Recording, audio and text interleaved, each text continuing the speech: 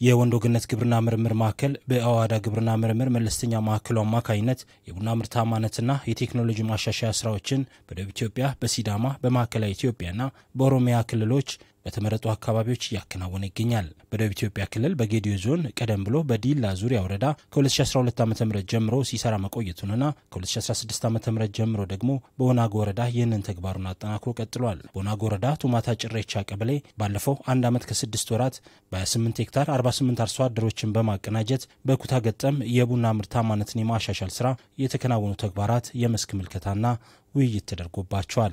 በዚህ ወቅት የአካባቢው አርሶ አደሮች ከዚህ ቀደም በመሬታቸው ላይ ባለሙት የቡና ምርት ተጠቃሚ ሳይሆኑ ለረጅም ዓመታት መቆየታቸውንና አሁን ላይ በእርሻው ቡናን ከእንሰት ጋር በማጣመር እንዲያለሙ በተደረገላቸው እገዛ የተሻለ ነገር እያዩ ስለመሆናቸው ተናግረዋል። በየጊዜ በየዓመቱ ጉልበታችን እየፈሰሰን ለውጥ እያገኘን አይደለም። ይሄን ማሳ እንደዚህ ሆነው ደግሞ ካለማን እንደሌሎች ከሆነ በአጭር ጊዜ እንለወጣለን ማለት ተስፋ አድርገን በእንደዛ አይነት ሁኔታዎች እምነት ጥለን በቃ አምነን ገባን። ይሄ አሁን የምታዩት እንሰት አሁን ወደ እንትን አካባቢ ወደ ሐምሌ አካባቢ ሲንደርስ ይጥላል ማለት አሁንም አንዳንድ አልፎ ሊጥል የደረሰ አለ ማለት ነው። 1 ዓመት 2 ዓመት ሳይደርስ ማለት ነው።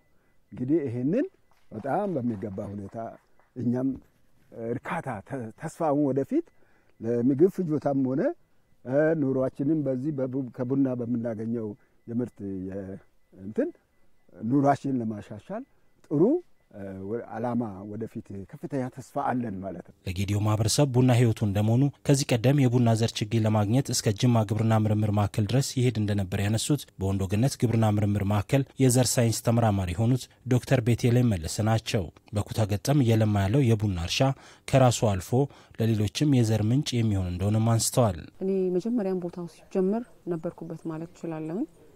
በጣም ለዘመናት የቆየ ምናልባትም በደርግ ዘመን የነበረ የቡና ዛፍ የነበረበት ቦታ ነው። ምርት አይሰጥም፣ ዝም ብሎ ዛፍ ነው።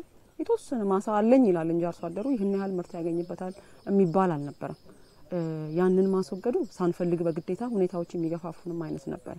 ይሄ ደግሞ በእኛ ምርምር ማዕከል የታወቀ የተሻለ ምርት መስጠት የሚችል በምርምር የተደገፈ ፕላስም ደግሞ በሽታን መቋቋም የሚችል ቆቲ ማለት ትንሽ ኪሎ ሜትር ነው የምትጓዘው ከዚሁ አካባቢ አዳፕተብል የሆነ ቫራይቲ ነው። ከዚሁ አካባቢ የወጣ ቫራይቲ ስለሆነ ከነበረው ጋር ልታወዳድረው አትችልም። ሲጀምር ቤስት ፐርፎርሚንግ ቫራይቲ እንደሆነ በምርምር የተረጋገጠ ነው።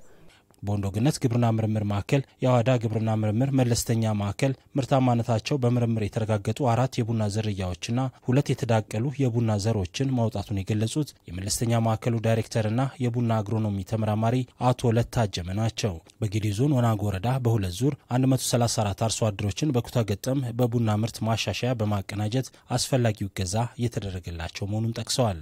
አንዱ አርሶ አደር ጠንካራ የመሆን ሌላ ያ ነገሮች ሊታዩ ይችላሉ። ግን አጠቃላይ ውጤቱን ሲናየው በጣም ጥሩ የሚባል ደረጃና በጣም ተስፋ ሰጪ ወደፊት አርሶ አደሮች ከዚህ አካባቢ በደንብ ተምሮ አንደኛ የቡና ዘር ችግርን የምናቀርፍበት፣ ሁለተኛ የገበያ ትስስርን የምንፈጥርበት ሁኔታዎች ሊኖሩ ይችላሉ ማለት ነው። ምክንያቱም እንደምታወቀው እንግዲህ እዚህ አካባቢ ላይ የሚሆን እንዳገር ራሱ የቡና ዘር ሲስተም ወይ ደግሞ ኮፊሲድ ሲስተም የሚባል ድርጅት ስላሌለ ቡናን ዘር የሚያመርት ድርጅት ስላሌለ የዘር ጥረት በጣም በሰፊው አለ። እዚህ አካባቢ ላይ የሚታወቅ ቴክኖሎጂ ወይ ደግሞ የሚታወቅ ዝርያ አንድ ላይ በክላስተር ተደራጅቶ በሳይንስ ተደግፎ ሲሰራ ለዘር ጥራቱን የጠበቀ ዘር ለዚህ አካባቢ አርሶ አደሮችን ማቅረብ እንችላለን። የወናጎ ወረዳ ዋና አስተዳዳሪ አቶ አበበ እጅጉ በበኩላቸው ወረዳው ካለው 12000 ሄክታር የቆዳ ስፋት ውስጥ 8400 ሄክታሩ በቡና የተሸፈነ ቢሆንም 30 በመቶ ምርት የማይሰጥ መሆኑን ገልጸዋል። የወረዳው አስተዳደር ከወንዶ ገነት ግብርና ምርምር ማዕከል ጋር በመሆን የአርሶ አደሩ ምርታማነት ለማሳደግ የተከናወኑ ባሉ ተግባራት ብዙ ለውጦች መመዝገባቸውን ተናግረዋል።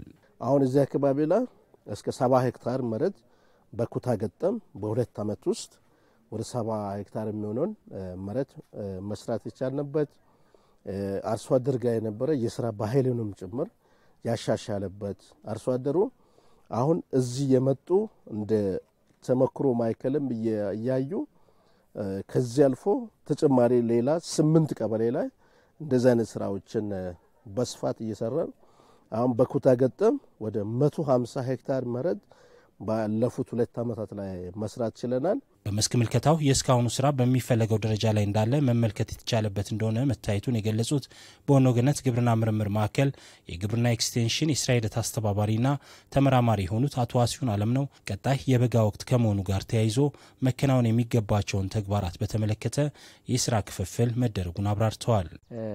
አርሶ አደሮች ላይ የነሱ የነበሩት አብዛኛዎቹ ቀጣይ የሙያ ድጋፍ አድርጉልን የሚሉ ነገሮች ናቸው። እንዲሁም ደግሞ በወረዳው በኩል ደግሞ ያው ከዚህ በኋላ ኮምፖስት መደረግ ስላለበት የኮምፖስት ድጋፍ ይደረግልን የሚሉ የአርሶ አደር ሀሳቦች ነበሩ።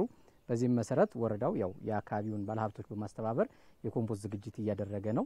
እኛም እንደ ምርምር ደግሞ ቀጣይ ላይ የጉዝጓዝ ስራዎች መከናወን አለባቸው፣ የጥላ ዛፍ ዝግጅቶች መከናወን አለባቸው፣ ሌሎች የሙያዊ የቡና ፓኬጅ ሙያዊ ስራዎች መስራት ስላለባቸው ለአርሶ አደሮች እነዛን መልእክቶች አስተላልፈናል።